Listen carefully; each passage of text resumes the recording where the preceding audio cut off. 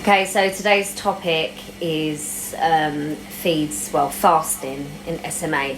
So this is a really controversial subject because not many people, including doctors, know about this. But you shouldn't be fasting a child with SMA, especially overnight. So many of our kids get tube fed during the day and should be on a continuous slow feed overnight. If you don't do so, what can happen is they can become hypoglycemic and become unresponsive. It can affect their oxygen levels, their heart rate. They become clammy, some can vomit, and they will be rushed into hospital. The theory behind it is because SMA kids don't have a lot of reserves.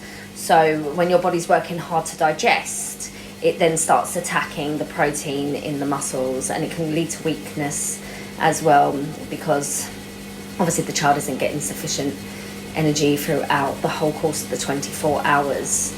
There's been a lot of studies into metabolic issues that could be causing it in SMA.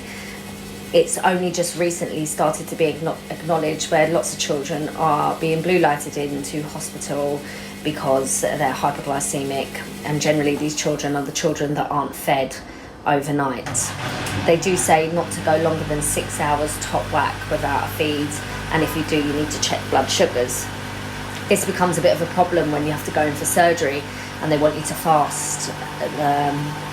You tend to either fight them and say you're not going to fast your child, or try to arrange something called TPN, which is a nutrition which is fed into the veins.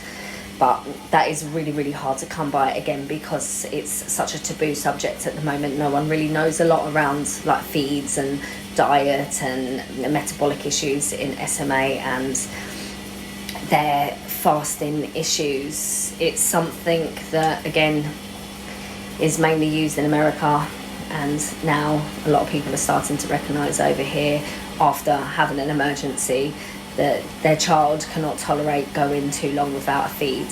Vinny, when he's been unwell, has gone about 13 hours where I was fighting to get him fed, and in that time his heart rate was soaring, he had a temperature, he had low oxygen levels, his glucose was dropping even though they were giving him glucose shots.